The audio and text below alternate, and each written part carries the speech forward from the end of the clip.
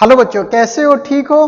तो आज हम लोग पढ़ने वाले हैं क्लास 12th का एक नया चैप्टर जिसका नाम है वेक्टर अलजेब्रा। ये बहुत ही इंपॉर्टेंट चैप्टर है और इसका यूज फिजिक्स में भी करता है। जैसे आपने 11th में पढ़ा होगा फिजिक्स, तो उसमें काफ़ी यूज होता है।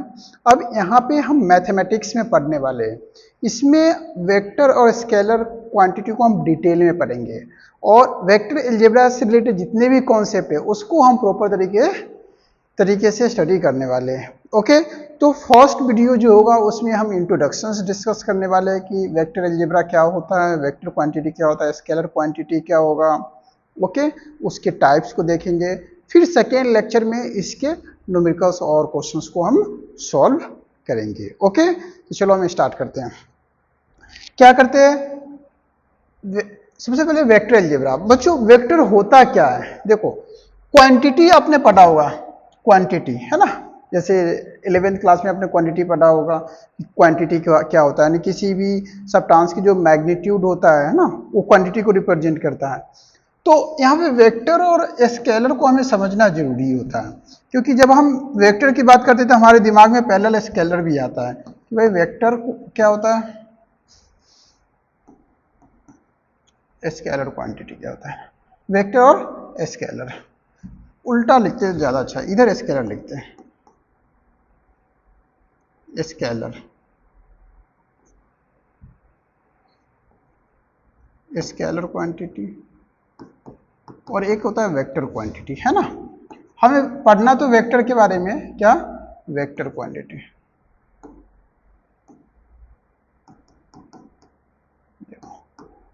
देखो, स्केलर और वेक्टर में हमें क्या करना है, समझना है कि पहले होता है क्या डिफरेंस, स्केलर क्वांटिटी होता क्या है, वेक्टर क्वांटिटी क्या होता है।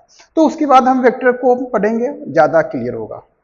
आपको पता है, आप पहले से भी पढ़ रखे होंगे ये सब चीज़ें कि स्केलर क्वांटिटी होता है इट हैज ओनली, क्या होता है, इसके पास मैग्नीट्यूड होता है। क्या होता है? मैग्नीट्यूड। वेक्टर क्वांटिटी में क्या होगा, मैग्नीट्यूड और डायरेक्शन दोनों होता है। मैग्नीट्यूड क्या होता है, डायरेक्शन क्या होता है, अभी हम देखेंगे। यहाँ पर देखो, इसके पास क्या होता है, it has both magnitude and क्या, डायरेक्शन। मैग्नीट्यूड और डायरेक्शन। अब एक ऐसे हम समझेंगे क्या मैग्नीट्यूड क्या होता है, डायरेक्शन क्या होता है। देखो, कोई जैसे हम एग्जांपल लिखते हैं, मास। मास जो है स्केलर क्वांटिटी, जैसे 10 kg लिखेंगे, क्या लिखेंगे, 10 kg लिखेंगे, ठीक है ना। और क्या लिखेंगे, डेंसिटी। डेंसिटी जैसे कोई 100 ग्राम kg पर मीटर क्यूब, है ना। यही होता है डेंसिटी की यूनिट। अब देखो कि ये मास है, ये क्या है, डेंसिटी है, टाइम है 3 सेकेंड। अब कोई पूछेगा सर टाइम 3 सेकेंड, देख 3 सेकेंड किधर, लेफ्ट है, राइट है, अपर है, डाउन है, फर्स्ट फ्लोर पे है, सेकेंड फ्लोर पे, कुछ आइडिया है क्या? नहीं। टाइम को कोई डायरेक्शन नहीं होता है, हर जगह टाइम सेम चल रहा है। तो क्या हो गया, स्केलर क्वांटिटी। यानी सिर्फ मैग्नीट्यूड से हम रिप्रेजेंट कर सकते हैं कि भाई हाँ कितना आ जाए, 3 सेकेंड है। डेंसिटी 1000 kg पर मीटर क्यूब, जैसे वाटर का डेंसिटी होता है 1000 पर kg। तो ये डेंसिटी कहाँ है, ऊपर है, नीचे है, लेफ्ट नहीं, कहीं पे भी एक पर्टिकुलर डायरेक्शन नहीं है। तो इसको क्या कहते हैं हम, स्केलर क्वांटिटी। मास 30 kg है, तो ये हो जाएगा। इसी तरीके से और भी देखें तो हम यहाँ पे देख सकते हैं, इसमें क्या हो जाएगा, फोर्स। और देखो, फोर्स वेक्टर क्वांटिटी 30 न्यूटन, क्योंकि सपोज फोर्स लग रहा है 30 न्यूटन, तो फोर्स किस डायरेक्शन में लगा रहा है। जैसे ये ऑब्जेक्ट है, मान के चलो मेरा हैंड ऑब्जेक्ट है, मैं इस पर फोर्स लगा रहा हूं, तो हमारा डायरेक्शन है फोर्स का। तो देखो, इसके पास मैग्नीट्यूड भी है कि इस पर फोर्स लग रहा है, और इसका डायरेक्शन भी है। तो मैग्नीट्यूड एंड डायरेक्शन दोनों है, तो ये वेक्टर क्वांटिटी होता है। यानी वेक्टर क्वांटिटी के पास क्या होता है, मैग्नीट्यूड भी होता है और डायरेक्शन भी होता है। तो it has both magnitude and direction, force. उसके बाद क्या होता है, डिस्प्लेसमेंट। क्या, डिस्प्लेसमेंट। डिस्प्लेसमेंट मतलब क्या, जैसे 20 किलोमीटर नॉर्थ, डिस्प्लेसमेंट कितना, 20 किलोमीटर, कितने, 20 किलोमीटर इन नॉर्थ डायरेक्शन। इन नॉर्थ, यानी 20 किलोमीटर नॉर्थ डायरेक्शन में जा रहा है, तो एक डायरेक्शन को रिप्रेजेंट कर रहा है। इसी को हम यहाँ पे लिखते हैं डिस्टेंस। देखो डिस्टेंस क्या हो जाएगा, स्केलर किलोमीटर, डिस्टेंस क्या है 20 किलोमीटर। अब क्या हो गया, देखो ये सिर्फ क्वांटिटी को रिप्रेजेंट कर रहा है कि ये 20 किलोमीटर है, और ये क्या है 20 किलोमीटर इन नॉर्थ, यानी इसमें मैग्नीट्यूड के साथ साथ डायरेक्शन को भी डिफाइन किया जा रहा है। किसमें, वेक्टर क्वांटिटी। ओके, तो जो वेक्टर क्वांटिटी होता है उसमें मैग्नीट्यूड होता है, साथ में डायरेक्शन भी होगा। डायरेक्शन हमें पता चले, जैसे फोर्स है तो फोर्स का भी डायरेक्शन होगा, अप होगा, डाउन होगा, लेफ्ट होगा, यह मेंशन होगा, ठीक है ना। रिटार्डेशन फोर्स होता है, एक्सीलरेटिंग फोर्स होता है ना, एक टाइप्स के फोर्स होते हैं। डिस्प्लेसमेंट हो गया, वेलोसिटी आ गया, क्या हो गया वेलोसिटी, वेलोसिटी भी आ गया। उसके बाद क्या, एक्सीलरेशन आ गया। ये सब हमारा वेक्टर क्वांटिटी है। क्या है, वेक्टर क्वांटिटी। जैसे वेट आ गया, वेट भी वेक्टर क्वांटिटी है।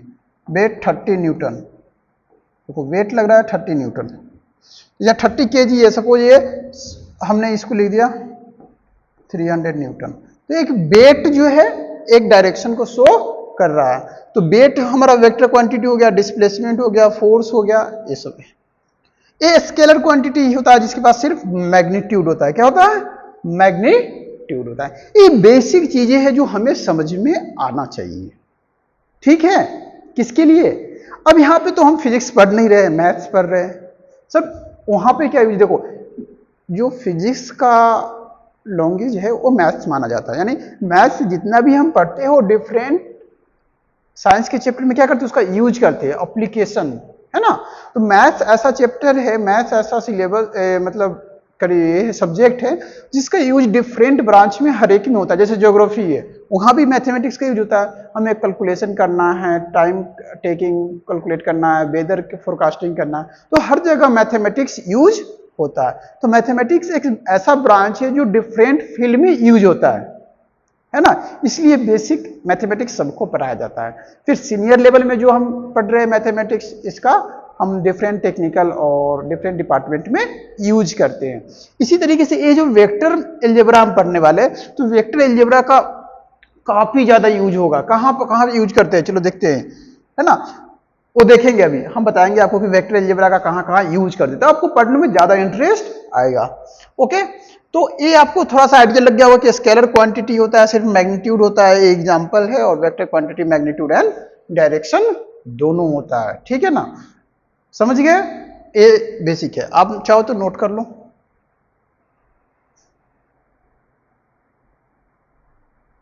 ठीक है, अब हम आगे बढ़ते हैं। इसका एप्लीकेशन क्या है, एप्लीकेशन ऑफ वेक्टर एल्जेब्रा। अब हम मैथमेटिक्स वाला पढ़ते हैं। एप्लीकेशन ऑफ वेक्टर एल्जेब्रा, देखो इसका यूज बहुत ज्यादा वाइड है। सबसे पहले तो इंजीनियरिंग फील्ड में करते हैं, है ना। क्या, इंजीनियरिंग में करते हैं। क्यों, इंजीनियरिंग में बहुत मेजरमेंट होता है। पूरा लिख देता हूं मैं,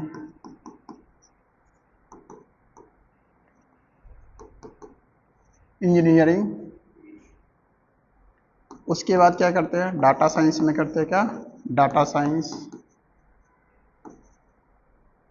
थर्ड में क्या, मशीन लर्निंग। किस में करते हैं, मशीन लर्निंग में करते हैं। और कहाँ पे करते हैं बच्चों, हर एक फील्ड में करते हैं, बहुत ज़्यादा है।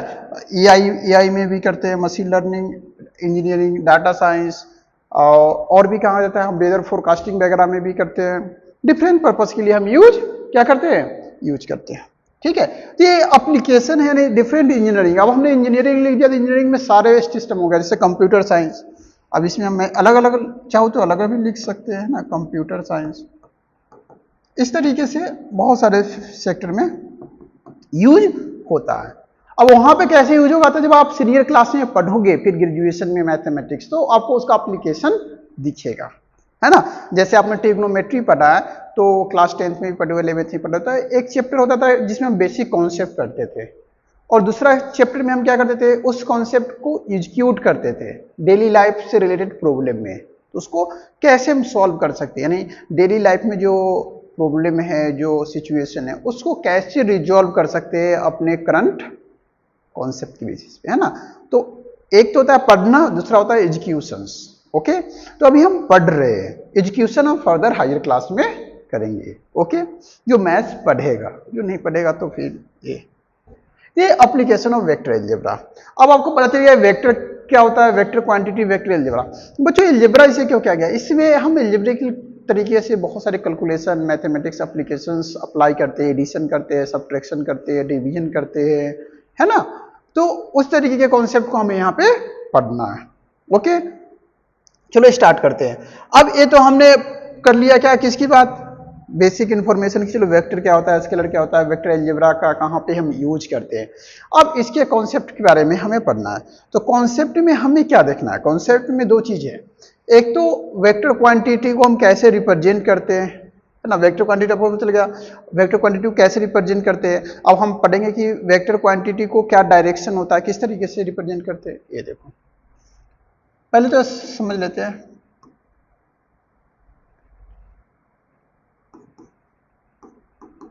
Representation of vector quantity. Vector quantity तो आपको पता चल गया, जिसके पास मैग्नीट्यूड होता है, डायरेक्शन होता है। तो उसको नोट कैसे करते हैं, नोट कैसे करेंगे, देखो जैसे ए है ना, यहां पे एक ए, ठीक है ना, ये दो क्वांटिटी है। चाहे एक एग्जांपल रहने तो अभी हम बाद में आपको लेंगे। जैसे कोई भी इस तरीके से लिखेंगे, ए के ऊपर एरो मार्क हो सकता है, क्या हो सकता है, एरो, या डार्क बोल्ड ए, क्या है, बोल्ड ए, बोल्ड ए का यूज हो सकता है, या ए पे एरो मार्क है तो इस तरीके से हम यूज करते हैं क्या, तो a representation of vector quantity, यानी ए हो सकता है। ऐसा नहीं कि ए है, बी भी हो सकता है, तो बी होगा और बी की जगह हम बी, ए में थोड़ा बोल्ड कर रहा हूं, यानी ये बोल्ड क्या है। अब यहाँ पे तो दिखेगा नहीं, हमारे पास वो सिस्टम होता है तो उसमें दिखता है, यहाँ पे नहीं दिखता है, तो ये बोल्ड बी है ना, यानी बिल्ड बी। तो हम वेक्टर क्वांटिटी को इस तरीके से रिप्रेजेंट कर सकते हैं, इस तरीके से रिप्रेजेंट करते हैं। जैसे अब हम आपको डायग्राम बनाते हैं तब समझ में आएगा। जैसे एक पॉइंट है, यहां से आपको पता है ये डायरेक्शन कौन सा होता है, ईस्ट होता है, आपको पता है ना, ईस्ट होता है। ये इस डायरेक्शन में 30 किलोमीटर का है। तो यहाँ पे ओ है, मान के चलो ओरिजिन, और ए जो एंड वाला पॉइंट है ए मान लिया, क्या मान लिया, ए मान लिया, ठीक है ना। अब हम देखते हैं डेली लाइफ में इसको कैसे एग्जैक्टली हम एग्जीक्यूट करते हैं। तो ए तो हमारा ओरिजिन है ओ, और यहां पे क्या है, ए, ये पॉइंट है ओ है, और ए, ओ क्या है, इनिशियल पॉइंट है, इनिशियल पॉइंट, ठीक है ना, यहां से स्टार्ट हुआ है और एंड कहां हो रहा है, ए पे, तो इसको बोलते हैं टर्मिनल पॉइंट। क्या बोलते हैं, टर्मिनल पॉइंट, इसका नाम है, ये ध्यान रखना, टर्मिनल पॉइंट। टर्मिनल पॉइंट यानी जहां पे एंड हो रहा है, तो ए पे एंड हो रहा है और ओ ओरिजिन पॉइंट है, तो ओ से ए का जो डिस्टेंस है वही 30 किलोमीटर है ना, देखो 30 किलोमीटर है, तो ओ से ए का डिस्टेंस क्या हो जाएगा, 30 किलोमीटर। देखो ओ ए 30 किलोमीटर यहां लिखा हो ना, ओ ए, लेकिन ये कंप्लीट आंसर नहीं है, इसके ऊपर हमें वेक्टर बनाना पड़ेगा। मैं कलर चेंज कर रहा होता कि देखिए, देखो ए हुआ कंप्लीट। अब ए वेक्टर को रिप्रेजेंट कर रहा है कैसे, देखो ओ ए है, ओ ए के ऊपर हमने क्या कर दिया कि एरो मार्क कर दिया, यही एरो जो शो कर रहा है वो डायरेक्शन को शो कर रहा है। किसको शो कर रहा है बच्चों, ये डायरेक्शन को शो कर रहा है, यानी ओ ए जो है 30 किलोमीटर है, किस साइड, ईस्ट साइड, यानी ओ से ए की तरफ जा रहा है, ओ से ए की तरफ जा रहा है, तो ये 30 किलोमीटर हो गया। समझ में आया, तो ये इनिशियल पॉइंट है, ये टर्मिनल पॉइंट है, ये 30 किलोमीटर है ओ ए। इसी को हम उल्टा करते हैं, अब सपोज यहां पे, यहां पे, अब क्या करता है, यहां पे ए, यहां पे ओ, अब ए उल्टा हो गया, अब ये 30 किलोमीटर आ गया, डन। अब 30 किलोमीटर हमें रिप्रेजेंट करना है, इधर क्या होगा, कोई ईस्ट है इधर वेस्ट हो जाएगा, उल्टा हो गया कि नहीं, ईस्ट उधर था इधर वेस्ट हो गया, यहां से स्टार्ट हो रहा है सपोज ओ से, तो इसको कैसे रिप्रेजेंट करेंगे, देखो ओ ए एरो मार्क कर रहे हैं, अब ओ ए न लिख करके हम ए ओ लिखेंगे, क्या लिखेंगे, ए ओ। क्यों सर, क्योंकि ए से ओ की तरफ आ रहा है, यही हमें समझना है। ओ ए और ए ओ का मीनिंग यहाँ पे अलग होता है वेक्टर क्वांटिटी में, कि डायरेक्शन को शो करता है। यानी ए ओ, तो ए ओ मतलब ए से ओ की तरफ। ए ओ का मीनिंग क्या है? ए से ओ की तरफ। तो ए ओ लिखा हमने, ए ओ यानी ए से ओ की तरफ एरो मार्क किया 30 किलोमीटर। अब देखो दोनों में क्या है, मैग्नीट्यूड सेम है, डायरेक्शन अलग अलग है। देख रहे हैं, एक ओ ए है 30 किलोमीटर, एक ए ओ है, दोनों में अंतर है। तो ओ ए क्या है, ईस्ट डायरेक्शन में जा रहा है, ए ओ में क्या है, वेस्ट डायरेक्शन में जा रहा है। तो यही वेक्टर क्वांटिटी। तो इस तरीके से हम क्वांटिटी को क्या करते हैं, रिप्रेजेंट करते हैं।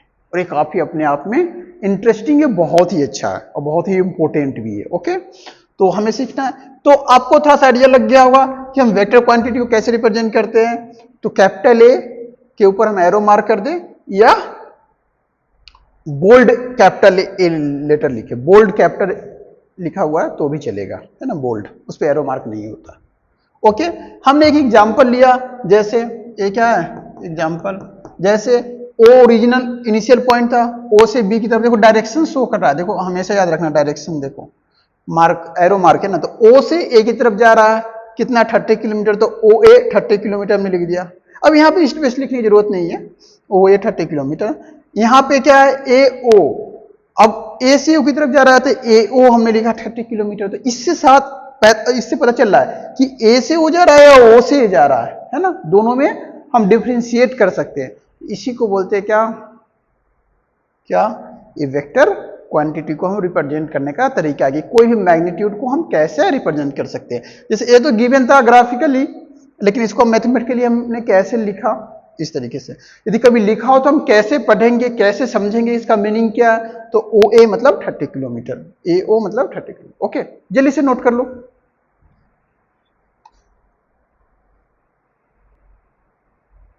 चलो बच्चों आगे हम पढ़ते हैं ना। अब हम कुछ देखते हैं इसके वेक्टर्स के कुछ पॉइंट्स को हम देखेंगे, फिर इसके टाइप्स को भी देखेंगे, है ना। तो फिर क्या है पोजीशन वेक्टर, क्या बोलते हैं इसे, पोजीशन वेक्टर। इसे फैमिलियर हो आप, पोजीशन वेक्टर। पोजीशन वेक्टर क्या होता है, जैसे क्या, यहां पे देखो एक लाइन था, आपने पढ़ा होगा इनिशियल क्लास में, और इस तरीके से X axis Y axis, Cartesian plane, Cartesian plane पढ़े हो ना सब लोग। देखो ये हमारा एक्स हो गया, ये हमारा वाई। अच्छा 3 डायमेंशनल लेना होगा ना, यहाँ पे क्या है 3 डायमेंशनल है। तो एक और हम ले लेते हैं, तीनों जो होता है एक्सिस और म्यूचुअली क्या होता है, परपेंडिकुलर होता है। तीनों जो होता है म्यूचुअली परपेंडिकुलर, इसको ओरिजिन बोलते हैं। ए एक्स हो गया, ए वाई हो गया, और ए जेड हो गया, है ना, एक्स वाई जेड। ये हमारा एक्स हो गया, वाई हो गया, जेड हो गया। अब क्या करते हैं, एक पॉइंट लेते हैं। एक पॉइंट कहां पे है, तो ये फ्री स्पेस में। फ्री स्पेस करने का मतलब क्या, कि यहां पे कहीं पे पॉइंट होगा। सपोज हमने एक पॉइंट मार्क कर दिया, इस पॉइंट को हमने P दिया। तो ये जो पॉइंट है 3D स्पेस में है, तो इसका 3 कोऑर्डिनेट होगा। आपने 11th क्लास में पढ़ा होगा ना ज्योमेट्री, जो उसमें 3 डायमेंशनल ज्योमेट्री आपने पढ़ा होगा, 3D फिगर। तो सेम चीज यहाँ पे यूज हो रहा है। तो एक P हमने पॉइंट लिया, और एक P पॉइंट कहाँ पे है, स्पेस में। कहाँ, स्पेस में, यानी उसके पास 3 डायमेंशन होगा। अब उसको हम क्या करते हैं, इससे ज्वाइन करते हैं, इससे ज्वाइन करते। देखो ये जो P पॉइंट था, इसको हमने ज्वाइन कर दिया। अब इसका नाम तो O है, आपको पता है। इसका क्या है, ये O है और ये P। अब इसका कोऑर्डिनेट भी होगा P का, P का कोऑर्डिनेट होगा कि नहीं होगा। देखो P का कोऑर्डिनेट क्या होगा, x, y, z। क्यों 3, क्यों, क्योंकि x, y, z 3 dimensional figure है ना, तो x, y, z, P x, y, z। Okay, फिर OP। अब एक P पॉइंट था, यानी x, y, z 3D figure है, 3D है ना, यानी 3D, ये हमने 3D में लिया, एक पॉइंट लिया 3D x, y, z, यानी 3 का प्लेन है, इसमें हमने एक पॉइंट लिया P। तो उस P का कोऑर्डिनेट क्या होगा, x, y, z, तीनों एक्सिस है ना, फर्स्ट में x, फिर y, फिर z। अब इस पॉइंट को हमने क्या किया, O से ज्वाइन कर दिया, ओरिजिन। तो ओरिजिन का क्या होगा, 0, 0, 0। ओरिजिन का कोऑर्डिनेट क्या होता है, 0। तो जैसे हमने P पॉइंट को ओरिजिन से ज्वाइन किया तो ओरिजिन का कोऑर्डिनेट 0 0 0। अब सपोज हमें OP निकालना है, क्या OP। देखो वेक्टर OP को हम रिप्रेजेंट करना चाहे तो कैसे रिप्रेजेंट करेंगे, जैसे OP, ये दिख रहा है OP, O A है और ये P है, दिख रहा है ये OP, ये देख रहा ये OP। OP को हम वेक्टर फॉर्म में कैसे रिप्रेजेंट कर सकते हैं, तो देखो OP यहाँ पे तो 0 0 है, यहाँ पे X है तो X और ये I plus Y J plus Z K, I J K। अब कैसे पता चला सर, I जो होता है X एक्सिस को रिप्रेजेंट करता है, I जो होता है X एक्सिस वाले क्वांटिटी को रिप्रेजेंट करता है, J जो होता है वो Y वाले क्वांटिटी को रिप्रेजेंट कर रहा है, और Z जो होता है, K जो होता है हमारा, जो K होता है, सॉरी जो K होता है वो क्या किसको रिप्रेजेंट करता है, Z वाले, यानी 3 डायमेंशन होता है X Y Z, तो I वाले X को X एक्सिस को, J वाले Y एक्सिस को, Z वाले को K, है ना, यानी K Z वाले को रिप्रेजेंट करता है, सॉरी K किसको रिप्रेजेंट करता है, Z, तो I J K, तो I X एक्सिस को, J Y एक्सिस को और K Z एक्सिस के क्वांटिटी को रिप्रेजेंट कर X Y Z, है ना। यानी हो सकता है इसका 2 हो, 3 हो, 4 हो, है ना, हो सकता है इसका 5 हो, 2 हो, 7 हो, कुछ भी हो सकता है, उस क्वांटिटी को यहाँ पे हमने वेक्टर फॉर्म में रिप्रेजेंट कर दिया। इसी को बोलते हैं पोजीशन वेक्टर, यानी बी का क्या एक पोजीशन है। अब पोजीशन वेक्टर में क्या करते हैं, हम ओरिजिन से लेते हैं, क्या लेते हैं, ओरिजिन से। यही हमें समझने वाला चीज है कि जब भी हम वेक्टर को, किसी भी पॉइंट को जब ओरिजिन से हम रिप्रेजेंट करते हैं, ओरिजिन से उसको लेते हैं, तो उसको बोलते हैं पोजीशन वेक्टर। क्या पोजीशन वेक्टर, ध्यान रखना है, कहां से, ओरिजिन से, तो ओपी, है ना, ये ओरिजिन से हमने लिया इस पी पॉइंट को, इसलिए इसको क्या बोला गया है, position vector. Types of vector में फिर से हम देखेंगे। तो ओपी पोजीशन वेक्टर। अब इसी पोजीशन वेक्टर का मैग्नीट्यूड निकालने के लिए बोला जाए आपसे, तो बताओ ओपी का डिस्टेंस क्या होता है, क्या ओपी का डिस्टेंस क्या होगा, तो ओपी का डिस्टेंस देखो, ओपी वेक्टर यहाँ पे इसका डिस्टेंस क्या होगा, root under X square plus Y square plus Z square, यही हमारा ओपी हो गया, मैग्नीट्यूड हो गया, समझ गए। ओपी को कभी आर भी लिखते हैं, वेक्टर आर भी लिखते हैं, जैसे कभी हो सकता है यहाँ पे वेक्टर आर हम इसको ले लेते हैं, तो एक्स आई प्लस वाई, अब मैं यहाँ पे नहीं लिख रहा हूँ, ठीक है ना, इसको हम ऐसे आर भी लिखते हैं, वेक्टर आर जो है क्वांटिटी को रिप्रेजेंट कर रहा है, तो एक्स आई वाई जे प्लस जेड के, यानी वेक्टर आर से डिनोट करते हैं इस क्वांटिटी को। ओपी लिख दो, आर लिख दो, सेम चीज है, ओके। तो ये हमारा पोजीशन वेक्टर हुआ, जल्दी से नोट करो फिर हम आगे बढ़ते हैं, ठीक है। यदि आपको डिफाइन करने के लिए बोला जाएगा तो कैसे, देखो, इफ अ पॉइंट P ना, ब्रैकेट में लिख देंगे x, y, z, है ना, if a point P x, y, z in 3D space taken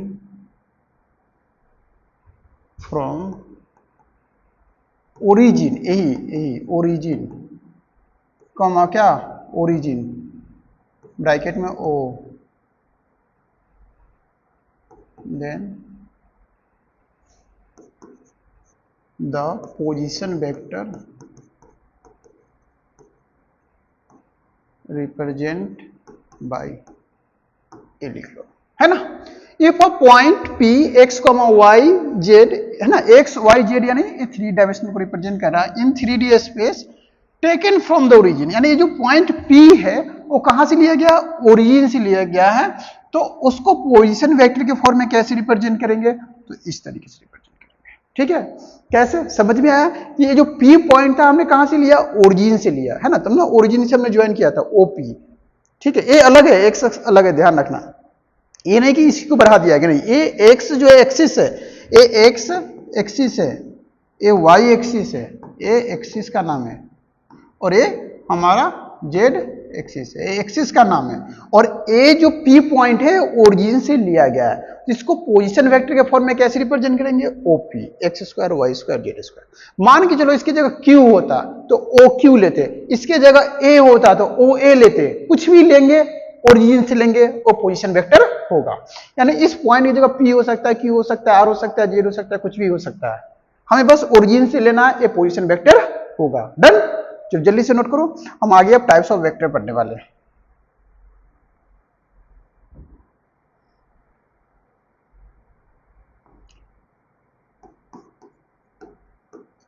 types of vector. Types of vector में क्या है, देखो फर्स्ट में क्या है, ऐसे वेक्टर कई तरीके, यूनिट वेक्टर होता है, जीरो वेक्टर होता है ना, अलग अलग तरीके के वेक्टर होता है। हम कौन सा वेक्टर पहले देख लेते हैं, पहले स्केलर तो हमने देख लिया, पोजीशन वेक्टर है ना। एक मिनट मैं देख लेता हूँ, आपको जो जो हमने पढ़ा दिया उसको छोड़ देते हैं। हाँ हाँ चलो सही है। सबसे पहले यूनिट वेक्टर है, ठीक है, जो ऑर्डर में आपको बुक में गिवन है ना, यूनिट वेक्टर, हम उसी को फॉलो करते ज़्यादा अच्छा रहे। यूनिट वेक्टर, अब यूनिट वेक्टर का मतलब क्या होता है कि उसके क्वांटिटी कितना होना चाहिए, 1 होना चाहिए। यानी ऐसा वेक्टर, क्या, चलो ठीक है रखो ना यहाँ आराम से, ए वेक्टर है ना जिसका मैग्नीट्यूड क्या होना चाहिए, 1। द वेक्टर व्हिच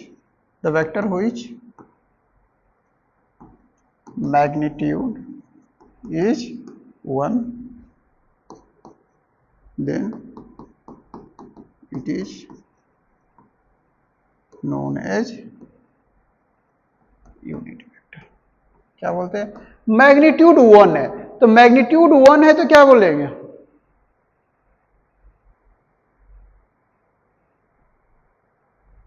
अच्छा the vector which magnitude is unity बोलेंगे तो ज्यादा अच्छा है, यूनिटी यानी 1, then it is known as unit vector. जैसे कोई वेक्टर ए, इसका मैग्नीट्यूड 1 आ गया, तो ए क्या हो जाएगा, यूनिट वेक्टर, क्या हो गया, यूनिट वेक्टर। अब क्या है, जीरो वेक्टर, अरे जीरो वेक्टर भी हो सकता है, अरे जीरो वेक्टर होता है, जीरो वेक्टर तो जीरो ही वेक्टर होगा, देख लो यहां पे,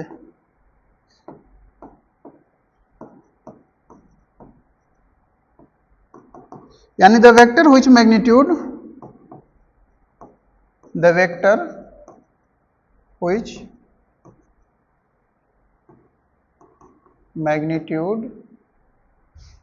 इज क्या, the vector which magnitude is 0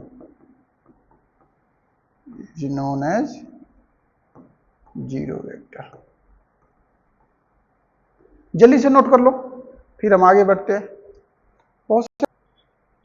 हो गया।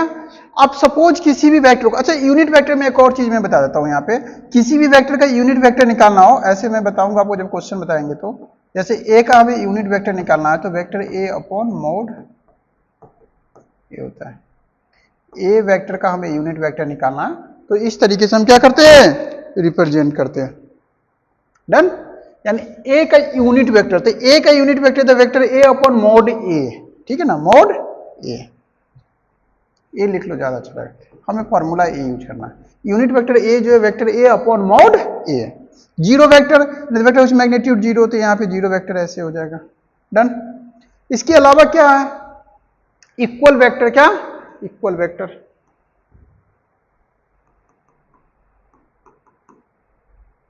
इक्वल वेक्टर में क्या होता है, if two or more than two vectors have same magnitude and direction, the orally बता दो, orally लिख लो, लिख दो, the vectors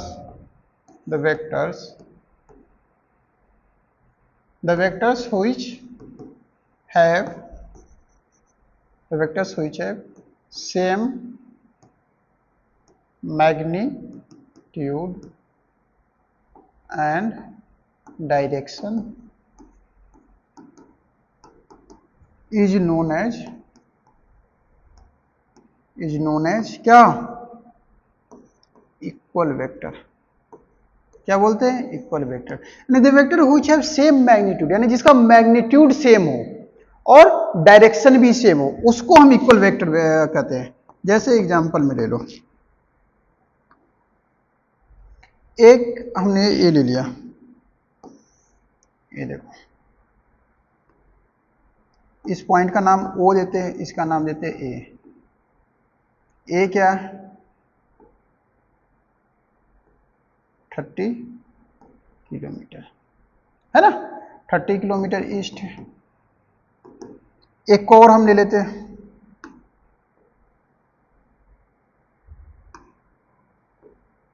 इसका नाम दे देते हैं P और इसका नाम देते हैं Q। ए भी 30 किलोमीटर है, कितने 30 किलोमीटर, डायरेक्शन सेम ही है, तो दोनों क्या हो गया, इक्वल वेक्टर हो गया, क्यों, क्योंकि दोनों का डायरेक्शन सेम है, ओ A equal to P Q, तो दोनों को इक्वल वेक्टर बोलते हैं। देखो इक्वल लाइन से हमने रिप्रेजेंट किया ना, क्या हो गया, इक्वल हो गया, क्यों, क्योंकि O A equal to P Q, O A equal to P Q, यानी ओ ए का जितना मैग्नीट्यूड है उतना ही पी क्यू का भी मैग्नीट्यूड है, 30 और दोनों का डायरेक्शन भी ईस्ट है, तो इसलिए सेम होगा। ओके, एक और चीज मैं बताना भूल गया आपको कि लेंथ ऑफ एरो जो होता है ना, मैग्नीट्यूड को रिप्रेजेंट करता है। नोट करके लिख लो, पहले नोट कर लो, एक नोट करके मैं लिखवा देता हूं, length of arrow shows, length of arrow shows magnitude, क्या, magnitude of the vector, magnitude of the vector, length of arrow क्या शो कर रहा है, मैग्नीट्यूड को शो कर रहा है, यानी जैसे देखो एक ए हो गया,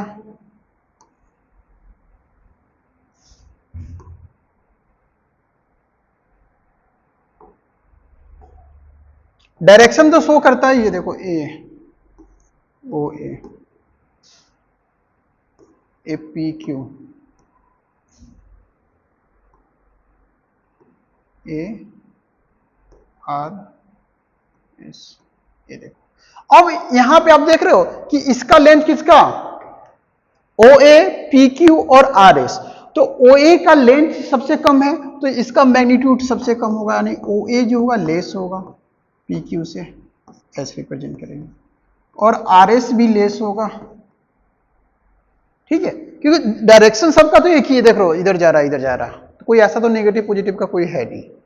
अब यहां पे हमें क्या करना है कि ओ ए, तो O A must be less than P Q and P Q must be less than R S, क्यों, क्योंकि लेंथ ऑफ एरो जैसे दिख रहा है ना, ये देखो इसका लेंथ ज्यादा है तो इसका मैग्नीट्यूड ज्यादा होगा, इसका लेंथ कम है इसके रिस्पेक्ट में तो इसका मैग्नीट्यूड कम है, इसका लेंथ सबसे कम है तो इसका मैग्नीट्यूड सबसे कम होगा, यानी लेंथ ऑफ एरो जो है वो मैग्नीट्यूड को रिप्रेजेंट करता है। ये बहुत ही इंपॉर्टेंट है ना, हम भूल गए थे, चलो जल्दी पढ़ो, जल्दी से नोट कर लो, फिर हम दूसरा देखते हैं।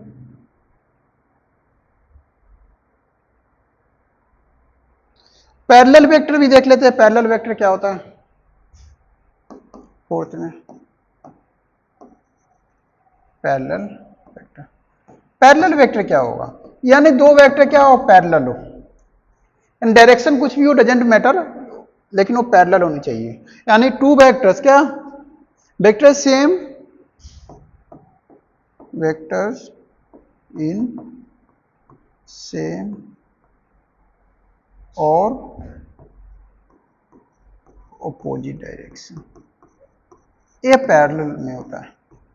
सेम ऑपोजिट का क्या है, यहां पे मैं एक बना रहा हूं फिगर, तो आपको समझ में आएगा, जैसे ये देखो, ये पैरेलल वेक्टर है ना, ये पैरेलल वेक्टर है, देखो जैसे सेम है, यहां पे सेम है, यहां पे एक लेफ्ट साइड है एक राइट साइड है,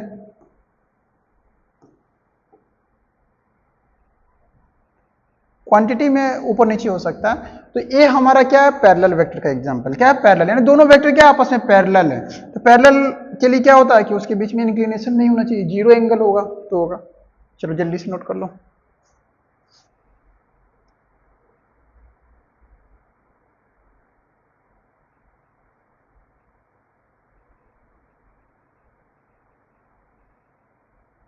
हो गया?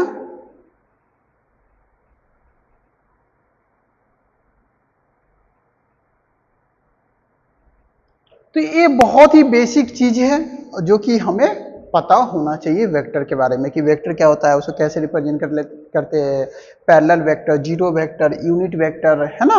ये डिफरेंट तरीके हमने देखा कि वेक्टर क्वांटिटी क्या होता है। पोजीशन वेक्टर भी एक तरीके वेक्टर का टाइप है। अब क्या करेंगे हम नेक्स्ट क्लास में, जो वेक्टर के जो ट्रायंगल का लॉ है, एडिशन एडिशन है ना, उसको हम समझेंगे। वो बहुत ही इंपॉर्टेंट है, जो ट्रायंगल के प्रॉपर्टीज के हेल्प से हम कैसे वेक्टर एडिशंस करते हैं, उसके एसोसिएटिव प्रॉपर्टीज को भी हम लर्न करेंगे। देन आफ्टर एक्सरसाइज कंप्लीट करेंगे, जो हमारा फर्स्ट एक्सरसाइज होगा। ओके, तो ये हम नेक्स्ट लेक्चर में करेंगे। तब तक आप इस वीडियो को अच्छे से देखो, और ये बहुत ही बेसिक इंफॉर्मेशन है। मोस्ट ऑफ द स्टूडेंट हो सकता है पहले से भी पढ़ चुके होंगे क्लास 11th में, क्योंकि ये बेसिक फिजिक्स पढ़ाने से पहले मैथ्स का क्लास करवाया जाता है। रीजन क्या होता है कि फिजिक्स में काफ़ी ज़्यादा यूज होता है, क्योंकि वहाँ फोर्स है ना, आपको वेलोसिटी, एक्सीलरेशन, ये सब के बारे में पढ़ना है। तो ये नहीं आएगा तो फिर नहीं बनेगा। तो ये बहुत ही इंपॉर्टेंट है। जो जेईई नीट की तैयारी करते हैं तो उनके लिए तो ओवरऑल देना ही है, फिर से 11th भी। तो आप इसको अच्छे से समझो। फिर नेक्स्ट लेक्चर में हम लॉ ऑफ वेक्टर एडिशन से स्टार्ट करेंगे। Okay, thank you so much.